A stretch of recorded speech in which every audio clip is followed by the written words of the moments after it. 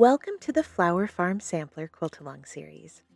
I'm Shelley Kavana, author of the Flower Farm Sampler book, and it's my mission to help you make stunning quilts simply.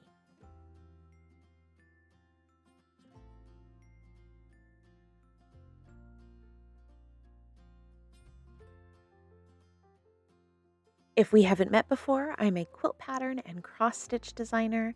I design fabric and I write quilting books like the Barnstar Sampler and the Flower Farm Sampler.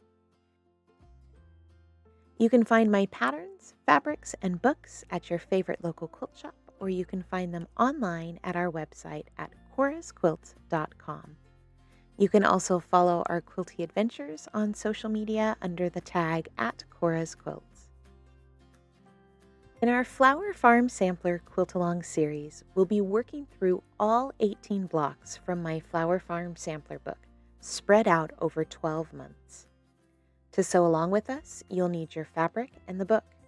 In these videos, also assume that you've prepped and cut your fabric pieces following the book's instructions. To make the blocks in the book, you won't need any specialty rulers, foundation paper piecing, or templates. Most of the blocks use my favorite stitch and flip techniques to create complex geometric designs with simple shapes. A few of our blocks do include triangles, which will piece oversized and trimmed down to perfection. All the stitch and flip basics are also covered on pages 10 through 13 of your book, so you'll definitely want to bookmark that section for handy reference.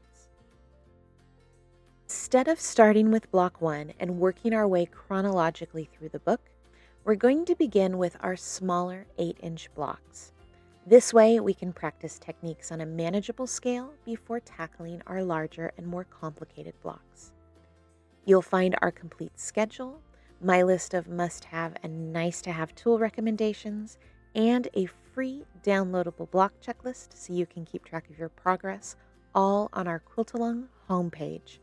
We've left the link to that in the description box below.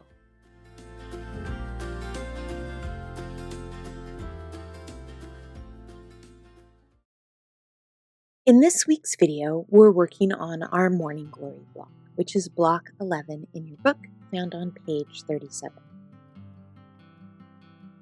While we aren't encountering any new techniques this week's block does give us the chance to keep practicing our stitch and flip corners and our precision piecing, working hard to match up all of those points within the block.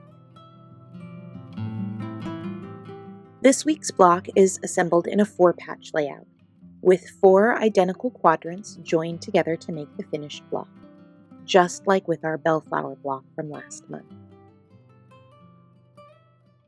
The foundation of each of these quadrants is a simple log cabin unit. We'll then add some simple stitch and flip corners to 3 out of the 4 corners, and then we're ready to assemble the block. Remember that if you need an in-depth refresh on any of the stitch and flip techniques, you can re-watch our Block 13 Star Flower video. It's linked in the description box below.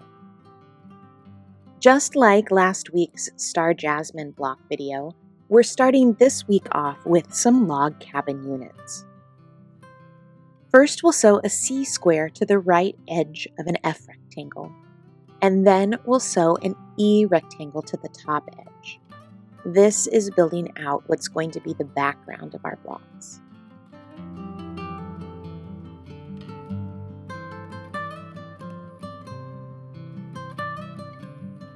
To finish the log cabin units, we'll add a B rectangle to the right edge of the unit from step 1 and an A rectangle to the bottom edge. These pieces are going to become the main floral portion in the center of our block.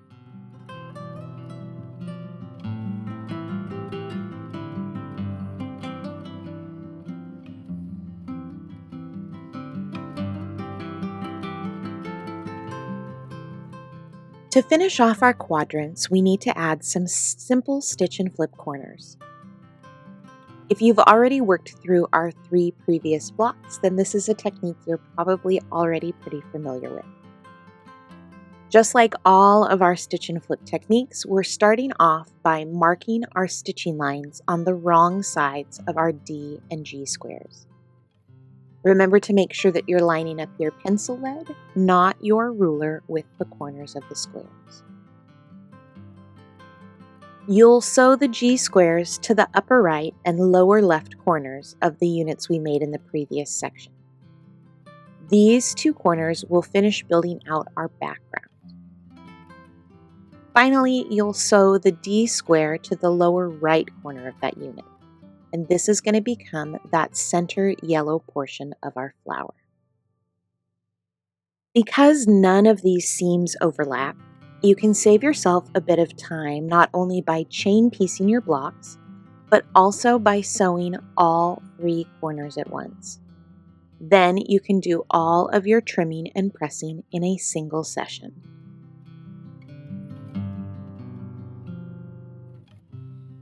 Once you've finished assembling your quadrants, then you're ready to assemble your Morning Glory block.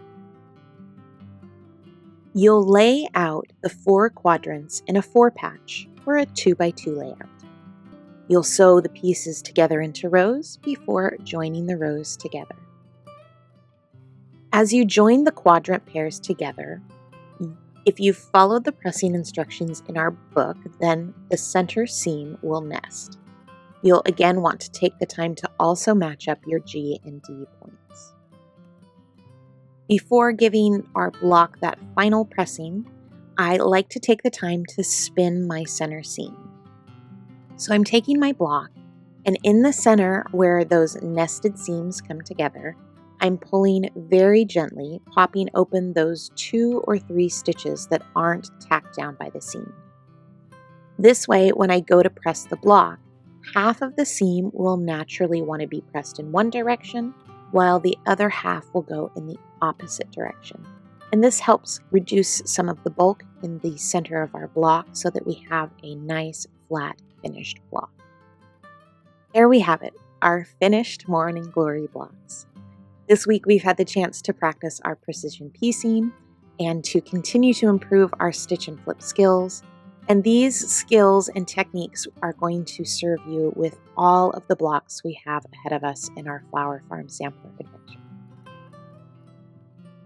Join me next month where we'll be working on the lily block and one of my favorites, the forget-me-not block. Until then, happy sewing. Thanks so much for sewing along with me today. You can post your photos in our Flower Farm Sampler Quilt Along Facebook group or on Instagram and Blue Sky using hashtag Flower Farm Sampler. And be sure to tag us at Chorus Quilts so that we can see your beautiful work too. Don't forget to grab your free Flower Farm Sampler checklist. You can find the link for the free download in the description box below. If you've enjoyed this tutorial, please give it a thumbs up and subscribe to our channel for more quilting videos. Hit the bell icon for notifications when we post new tutorials. Happy sewing, and we'll see you next time with another Flower Farm Sampler block.